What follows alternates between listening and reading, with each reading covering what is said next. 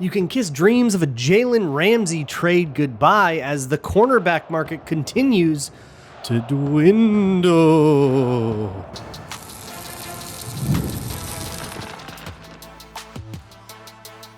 You are Locked On Vikings, your daily Minnesota Vikings podcast, part of the Locked On Podcast Network, your team every day.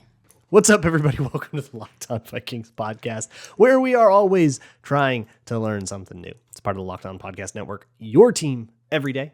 Thank you so much for making Locked On Vikings your first listen of the day every single day. I appreciate you all so very much. Today's episode is Town Hall Tuesday. That means that I'm answering your questions as submitted to me via the Google Doc, which you can find in the show notes or description to any episode. Just scroll down, click it, fill it out, give me a question, give me a hot, spicy take, and I'll react to it on the show. I'll protect your identity, okay? You can be anonymous. I'll call you whatever you want me to call you. First question comes from Bebo89, who asks, out of everyone out there that we could sign at cornerback, who do you think would be the best option, and what would it take to get him? There are a bunch of versions of this question, and there are plenty of options out there, but not many that are very exciting. We'll go over plenty of them in questions other people asked, but I actually want to take this one and flip it back to you guys. So if you are on Blue Sky, find me, Luke Brown NFL on Blue Sky. Tell me what you think the Vikings should do at cornerback, even if you think they should do nothing. I want to hear about it. Similarly, if you're watching on YouTube, leave a comment. Tell me who the Vikings should get. Who should their next cornerback be? Or should they do nothing? Is it fine? Have I been overreacting all offseason? Let me know. But I think Sketch Conk in the next question gives us a few good options. He asks, what would you prefer as far as final addition to the cornerback room? Rasul Douglas, Mike Hilton, or bringing back Gilmore, or none of the above? Mike Hilton has probably been the guy for me that I would be most excited about. I still think he has plenty in the tank. I know he's on the wrong side of 30 now, and it suddenly makes these guys radioactive, but I still think he has been playing very good ball, and unless the age cliff has hit him faster than I think it would usually hit corners, I would be pretty good. The problem is with Mike Hilton, and I think the reason the Vikings won't do it, and I don't necessarily agree with them on this, but this is where they're at. They want Byron Murphy to play on the inside, and they want to be able to replace him on the outside. They can play Byron Murphy on the outside, and they got to have somebody on the outside, right? You don't always have a slot receiver, but they would rather put Byron Murphy on the inside where he can blitz, where he can do hook to curl zones, where he can be smart, and where he can handle, shifty slot type receivers or stuff in the middle of the field that teams are going to try to get the Vikings with. And where I think they like him in run support there as well. They want that. They would prefer that ideal world, but they don't always have the ideal world. So if they don't have any other corners, they'll put Byron Murphy on the outside, just deal with it. But that's why they got somebody like Isaiah Rodgers, who exclusively plays outside. Even though he's a little shorter, he exclusively plays outside. Or that's why last year it was Shaq Griffin and Stephon Gilmore. Both of those guys are outside corners, true blue outside corners. Mike Hilton is a pretty dedicated slot corner. So you would be totally giving that up. You'd be pushing Byron Murphy to the outside. And to me, I'm fine with that. I think that's fine. Mike Hilton, be a nickel. It's fine. The Vikings seem to be pretty reticent to do that, so I don't think it will happen. Rasul Douglas, I don't know a lot about him. I'm going to imagine he's way past his prime, and I think so is Stephon Gilmore, but I think bringing back Stephon Gilmore and just kind of saying, well, hope you didn't decline too much is probably the most realistic option out of all of those. But free agents aren't the only options here. 1991 Ford Tempo Enthusiast asks, what teams would make sense as trade partners for a DB? The name that makes the most sense to me is Alontae Taylor from the Saints, but I'm curious what you think. This is not always the easiest question for me to get at because I am just never going to be that familiar with what's going on in the cornerback rooms of the Tennessee Titans. I have no idea. But one idea that came up was Greg Newsome. Brad asks, does Greg Newsome interest you? My answer is sure. I'm not sure what the trade thing would be. He does have $13 million guaranteed on his contract, according to Over the Cap. fully guaranteed salary, and there are no additional years on the contract. You might want to like do some void year conversion nonsense or something else to make that cap hit a little bit more acceptable. At this time of year, taking on 13 mil is pretty tough, but and very, very, very solvable version of that problem. And probably pretty cheap. So I think that's a totally fine idea. I'm pretty sure he's like a zone-ish corner, right? Like he's somebody that would kind of fit what the Vikings have been doing. I'm not sure. This is the other problem here is like, I'm not sure where other teams are and who they're trying to get rid of or not, right? Like I know that the Steelers just acquired Jalen Ramsey. Maybe you could get a Corey Trice off of them or something like that. But like, how exciting is that? And I don't know if there's necessarily a whole bunch of like starting caliber players that are just gonna be like available for trade. This is when I start looking at other people's rosters, I start looking at like their possible waiver claims, like looking for like special teams contributors. But all that being said, my approach to this as like someone covering the team is usually to wait till something happens, then cover that guy, because it's just going to be easier to wait and watch one dude than to like watch six and then not have watched the guy that they trade for anyways, because it's some name nobody was ever even thinking of. But so I will kind of repeat the thing here. I don't think that the Vikings cornerback room is up to snuff right now. There's a potential that it could be, but the risk is far too great for me. I really want them to add another name, even if it is a risk-laden name because of age or injury or whatever. It's just another out, right? It's just another thing that could possibly go well that ups your odds, or another thing that for it to not work out, that you like another leg of parlay that you have to miss, right? For everything to not work out and to be bad. So I'm fine with a lot of these ideas. I'm not fine with the idea of doing nothing. I just don't think that that's good enough. If they're going to do that and we take them on faith, all right, but consider me skeptical. The real Mike O, speaking of the Browns, asks, how glad are you that you're not dealing with the Browns' current QB situation? Deshaun Watson being a mentor to Sanders. Subscribe to Locked On Browns. They need your help emotionally.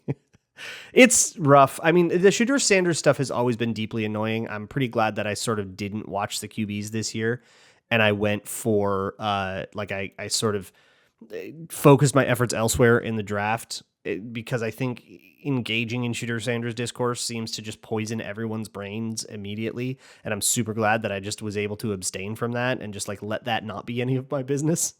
So yeah, I'm very glad that the Browns are none of my business until week 5, I guess. Ramsey asks,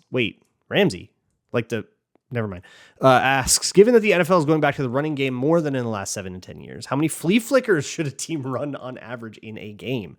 Obvious disadvantage is the potential for a fumble, but isn't it the same thing as play action for the run game? So the big disadvantage, in my opinion, isn't the potential for a fumble, although that's there. It's that it's way, way slower.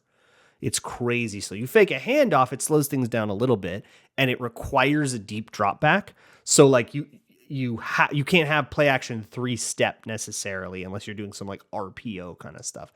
But it's a much more restricted thing. With a flea flicker, by the time the quarterback's actually ready to throw the ball, all of the routes have to be, so there's no, like it's you can only throw deep routes or routes that take a long time to develop. What you don't want to do is do a flea flicker into short routes that have already developed and the defense has already been able to cover them, right? So a flea flicker kind of has to be for a shot play. And it just takes forever. It's hard to block for that, even though you are, faking a run and maybe you're getting the defensive line. What if someone gets penetration? Then they just blow up your flea flicker. So how many flea flickers should a team run on average in a game? The answer is far less than half of one. I would say that 2 flea flickers in a year is probably about as high as I would go before I start raising an eyebrow and saying, are you being a little too cute? They just take too long to do stuff. If you're going to run a shot play, just let the quarterback keep the ball. I've got a bunch more questions and a couple of hot takes coming up on Town Hall Tuesday on the Locked On Vikings podcast. Today's episode of Locked On Vikings is brought to you by Monarch Money. Look, budgeting can be really stressful, whether you're somebody that is always stressed about money, whether it's tight or not, or whether you're somebody that just has to like pinch every single penny just to make ends meet. Monarch Money can help you. It's so much more than just a budgeting app. It's a complete financial command center. So you can track bank accounts, investments, and spending all in one place. In addition to managing your money, you can figure out a way to actually build some wealth. You can look at what you've been spending on, whether it's takeout or subscriptions to stuff that you forgot about that you never use. Whatever it is, Monarch Money can help you identify that and identify where you could potentially cut back. You can set financial goals. You can even manage joint accounts together with somebody and make sure we're all on the same page and there is no confusion about what money went to where. So take control of your finances with Monarch Money. Use code LOCKEDONNFL at monarchmoney.com for 50% off of your first year. That's monarchmoney.com, code LOCKEDONNFL for half off of your first year. More questions. It's Down Hall Tuesday here on the Locked On Vikings podcast. And the next question comes from Doppler, who asks, KOC has today called an aggressive pass scheme that's a natural fit for QBs whose strengths are placing balls deep downfield with touch from the pocket, like Stafford, Cousins, and Darnold. McCarthy's current skill set seems to be a bit distinct, with a better ability to scramble and create yards, but needing to redefine his deep ball touch. Do you expect KOC to remain consistent on this front, or do you expect the play call to be biased toward a scheme that best fits JJ's traits and styles? This is the central question. If I had to guess, I would say that KOC is probably not going to square peg round hole this too bad. I remember in the 2023 season, and this was all on the fly because they were going through many different quarterbacks after Kirk Cousins went down, when they did the Dobbs and then Mullins and Hall, and all of them had different offenses, but not necessarily philosophically different. He still wanted to push the ball downfield. I don't think he ever went to a place where he was just trying to get the ball out quickly, which maybe would have more to do with like bad pass blocking than it would to the quarterback himself. But the difference was more in the physicalities of what was asked. The Josh Dobbs offense, for what Kevin O'Connell could put together, which was very, very improv and on the fly, very famously, right? There were two very distinct things about it. There was the sort of vanilla-ness of the concepts. They ran stick. They ran slant flat. They ran bootleg flood. They ran stuff that everyone knows how to run, that's been in every offense that Josh Dobbs has been in, because he knew that Josh Dobbs would know those concepts. You ran stick at 4 other teams. It's the same thing here, just run stick. I can do that, coach. It was something that worked. Makes for not a very interesting offense, and that eventually caused the downfall in, I would say, the Raiders were the team that really made it look nasty. And, Dobbs made some mistakes, threw 4 interceptions on Monday Night Football, etc. But I think part of the reason that it really, really sputtered was that O'Connell tried to work in a little more QB running on purpose. That didn't work. Those were just concepts that didn't play. Happens. But also that you couldn't really do unique and interesting stuff because you haven't been working with that quarterback and you haven't like established those tendencies, and you don't understand him and trust each other the same way that you would if he had been in camp. So it was different, but it was still aggressive, It was just aggressive. Let's just run goes. Can you throw a go ball? Throw a go ball. Throw it up to Justin Jefferson. It's fine. Hey, this is, why cross? We know why cross. Throw a touchdown to TJ Hawkinson. Everybody knows why cross. So there was this vanilla-ness to it, but it didn't get conservative. And with Nick Mullins, it was it was very much different, right? Nick Mullins had been in camp. They knew what they were doing, and you could do all kinds of crazy stuff with him and just kind of tell him to let it rip, and you would just take the interceptions. Jaren Hall's was interesting, though. Jaren Hall, while Dobbs and Mullins did mostly 3- and 5-step dropbacks, which is the world where I think Kevin O'Connell wanted to live in the most with those guys. Jaren Hall was play action 7-step drop a lot. And the Vikings couldn't block for that. It didn't work. The whole thing was broken, and they had to take him out, put Nick Mullins in, and do stuff they knew was at least functional to finish out that Packers game.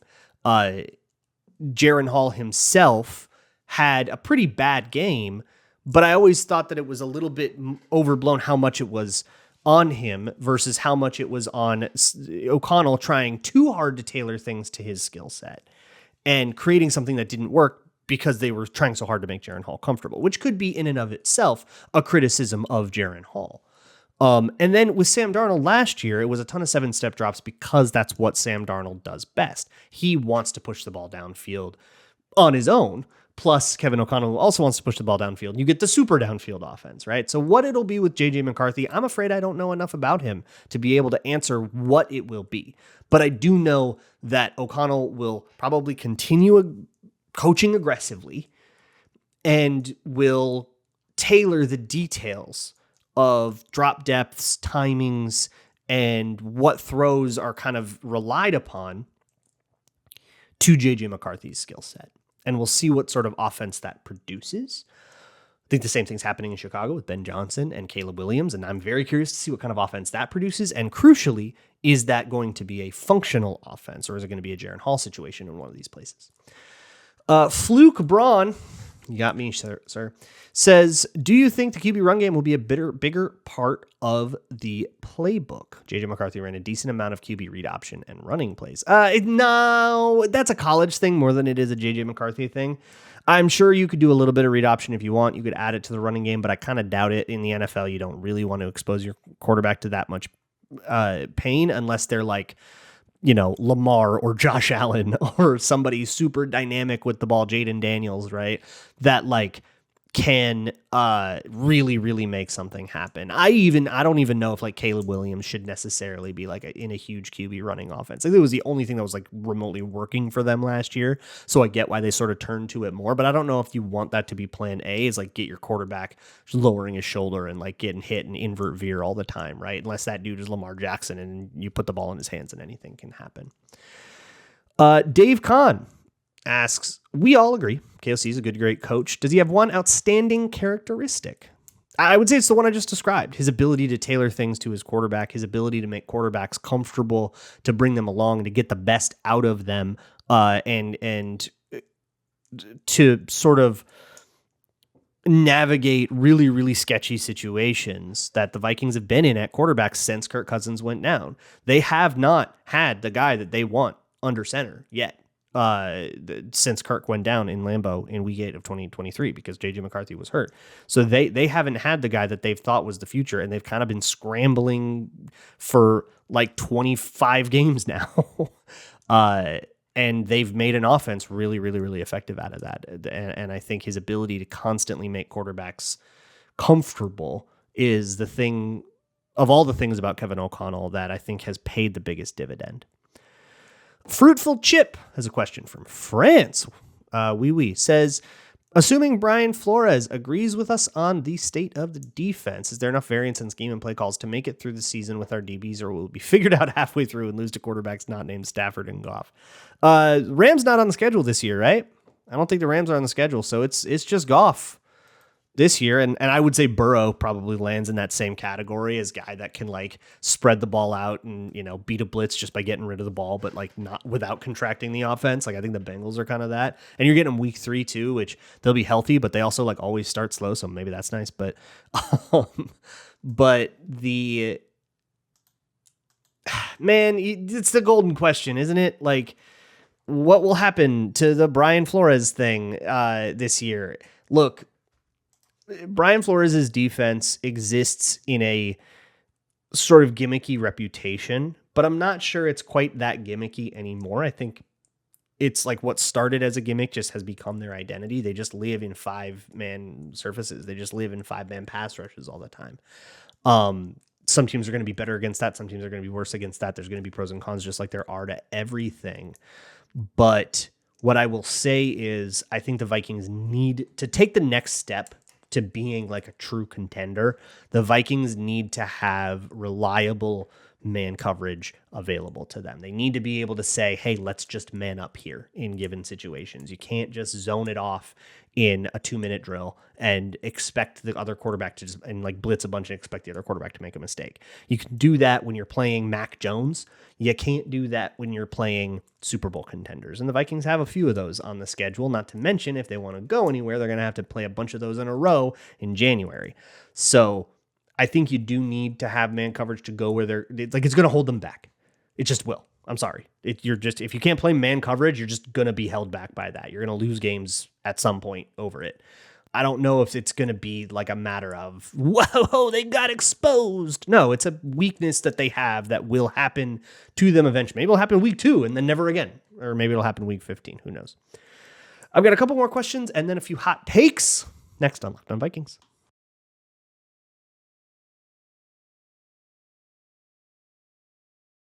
Couple more questions here on the Locked On Vikings podcast. The next one comes from Anonymous, who asks, I asked about Turner's pass rush expectations relative to draft investment, but it seems like you interpreted it as a qualm with the pre-draft trade with Houston. Going off of PFF data, and then a whole bunch of PFF data that's like that he's like wasn't good in pass rush win rate. Shouldn't the expectation for Turner have been that he was at least average as a pass rusher in his rookie season? Is there anything that supports him being close to that benchmark? Okay. So I get what you're saying. Yeah, I mean, if you want to talk about the expectation for Dallas Turner, I know that like a lot of people hold the expectation for him higher than pick 17 because the Vikings overpaid by so much, which was more about quarterback, and that was the whole spiel I gave last week. So your question is, basically your point is that he wasn't good enough for a first-round pick. I super don't agree with that.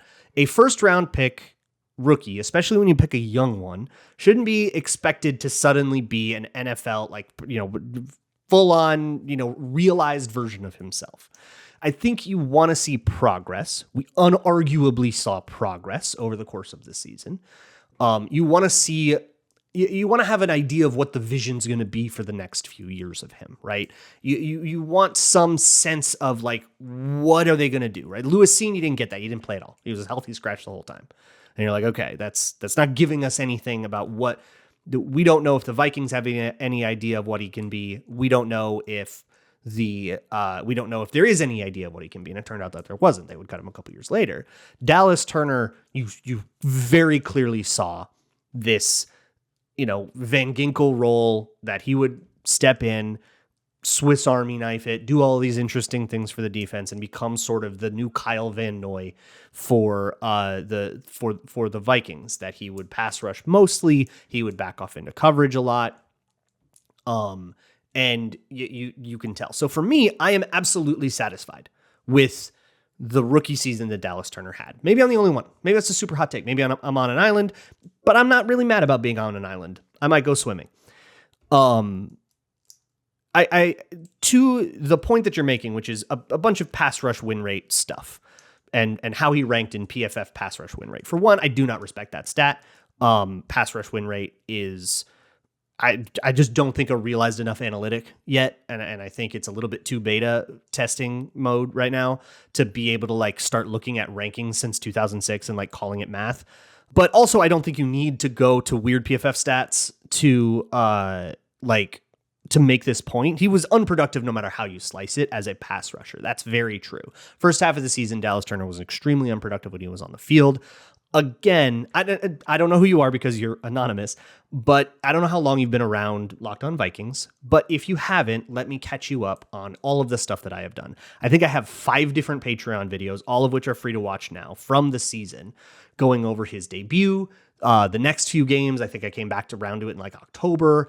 I did 3 Dallas Turner episodes in a row in December when he was playing more and doing interesting things. And if you watch them all sequentially, which it's like a long time, but if you want to do that, really do that. I went over every single rep of Dallas Turner's and explained what I thought about that rep. And except I think the like last couple of games.